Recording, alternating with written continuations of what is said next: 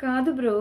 Camera on చేస్తే నీలో ఏమన్నా అజ్ఞాతవాసి వచ్చేస్తాడా సడన్గా? నార్మల్గా నువ్వు చాలా బాగా మాట్లాడతావు. కెమెరా ఆన్ చేశాక, ఎక్స్పెషల్లీ ఆన్ చేశాక మొత్తం టోన్ మారిపోద్ది, స్లాంగ్ మారిపోద్ది, బాడీ లాంగ్వేజ్ మారిపోద్ది, అన్నీ మారిపోతాయి.